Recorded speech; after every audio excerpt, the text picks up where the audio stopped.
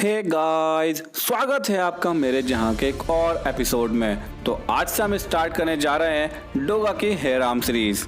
बहुत से लोगों के मन में सवाल उठता होगा कि डोगा हमेशा लोगों को मारता क्यों रहता है, दूरबीन तिरंगा की तरह काम क्यों नहीं करता।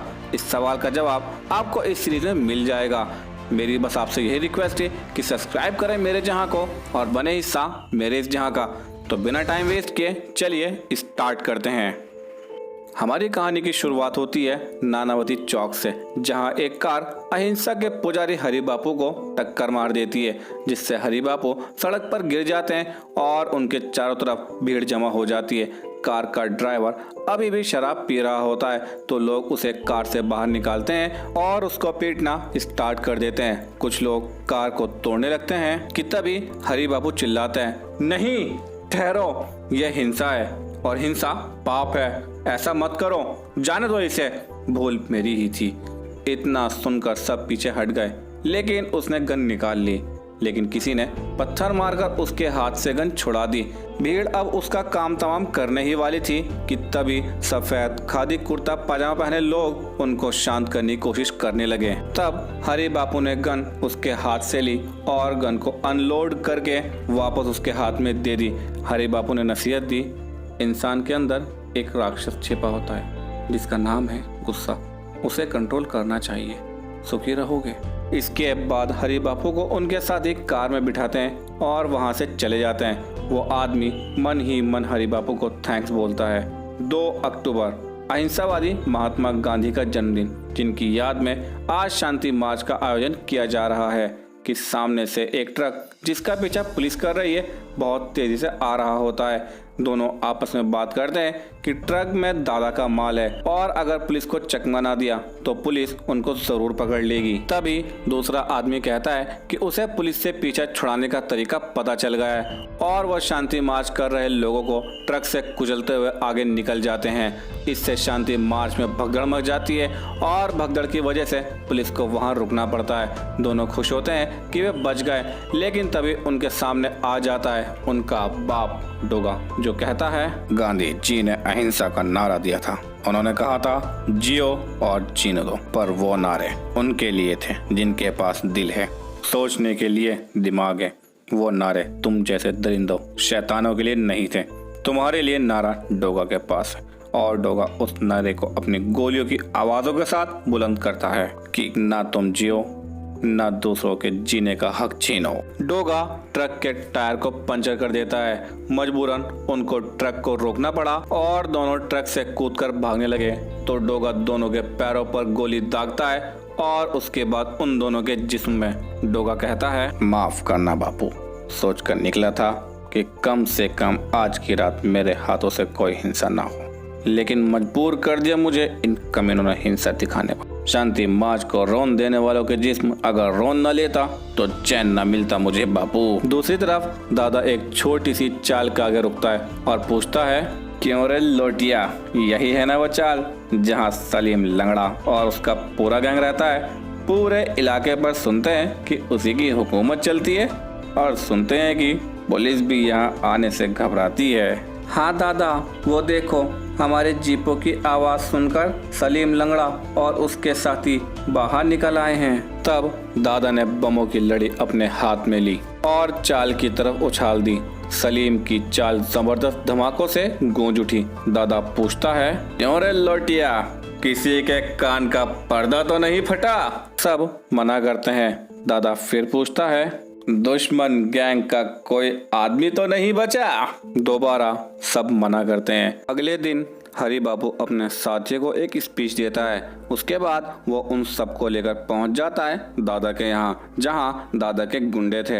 हरि बापू अपने साथियों से उन सभी के हथियार लेने को कहता है और सब लोग उन गुंडों के हथियार लेने लगते हैं। तभी वहाँ पहुंच जाता है काटकर दादा का दायां हाथ, जो उनमें से एक को गोली मार देता है। इसके बाद ऐसा जनसैलाब आया कि गोलियां भी ना रोक पाई उन सबको और दादा के उस अड्डे पर अहिंसकों का कब्जा हो गया।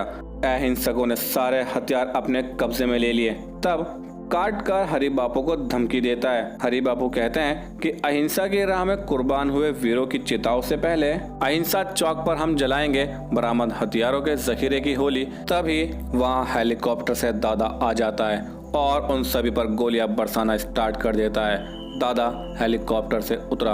अब हरि बापू अकेला रह गया था।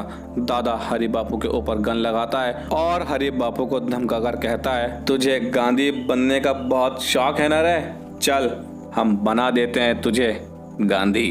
वो हरि बापू को गंजा कर देता है। फिर वो हरि बापू के मुंह पर एक जोरदार मुक्का जड़ता है। उसके बाद दादा उसे एक चश्मा पहनाता है। फिर हरि बापू के कपड़े चाकू से फाड़कर उसे धोती पहना देता है। फिर अपने हाथ में एक गन लेता है और हरि बापू पर जोरदार अटैक करता है। फिर हरि बापू की तरफ एक लाठी देता है। अब हरि बापू बन चुके थे पूरे बापू। सब उन पर हंस रहे थे। इसके बाद दादा गांधी जी की प्रतिमा की तरफ बढ़ा और कुदाल से उस पर अटैक करने ही वाला होता है कि हरि बापू बीच में आ जाते हैं। दादा हरि बापू पर दोबारा अटैक करता है। हरि बापू फिर सामने आ जाते हैं और कहते हैं, आज मैं भी देखूंगा कि तेरी हिंसा की ताकत इसे गिरा पाती है या मेरी अहिंसा की शक्ति इसे बचा पाती है। दादा कुदाल लेकर आगे बढ़ता है और कुदाल हरि बापू के लगने ही वाली थी कि तभी हवा में ही कुदाल टूट जाती है और दादा के आदमी लाशों में तब्दील होने लगते हैं। डोगा दादा के मुंह पर एक जोरदार किक जड़ता है। फिर पेट में और एक जबरदस्त गन का वार।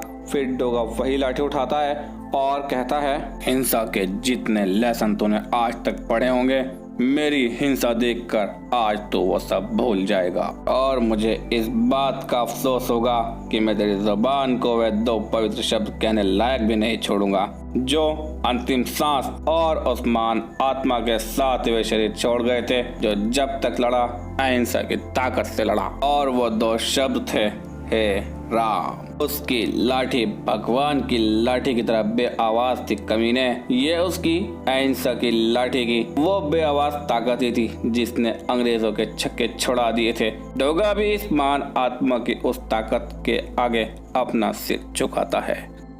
लेकिन तो हैरान मत हो दादा, अहिंसा की वकालत करने वाला डोगा हिंसक है।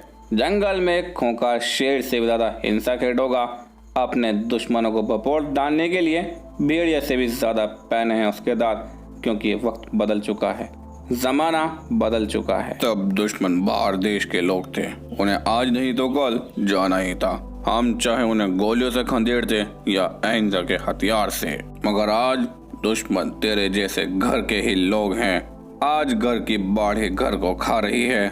जुर्म के दांतों से इंसानियत कुतरी जा रही है और खून सने इन दांतों को अहिंसा से नहीं कुचला जा सकता। उसके लिए चाहिए हिंसा।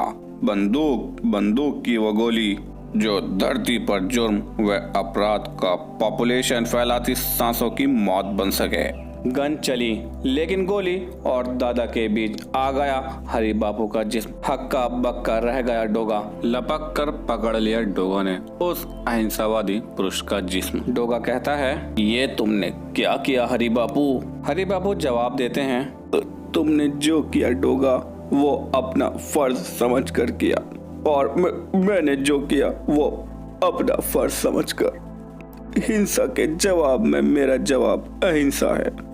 तुमने दादा की मुझ पर की गई हिंसा का जवाब गोली से दिया, तो मेरे पास उस गोली का एक ही जवाब था और तुम्हारी गोली खाकर मैंने तुम्हें वही जवाब दिया है। मौके का फायदा उठाकर दादा हेलीकॉप्टर से वहां से निकलने लगता है, लेकिन डोगा इतनी आसानी से दादा को भागने नहीं दे सकता था। वो हेलीकॉप्टर पर गोलियां बरसाना स्टार्ट कर देता है, जिससे हेलीकॉप्टर खराब हो जाता है। दादा और पायलट दोनों पैराशूट की मदद से नीचे आने लगते हैं, जहां उनका इंतजार पुलिस कर रही थी। डोगा अफसोस करता है कि वो दादा का काम तमाम नहीं कर पाया। अभी बाकी है हिंसा और अहिंसा की लड़ाई। इंतजार कीजिए नेक्स्ट पार्ट टॉर्चर का। यह पार्ट आपको कैसा लगा प्लीज कमेंट करके जरूर बताएं और मेरे जहां को सब्सक्राइब करना ना भूलें।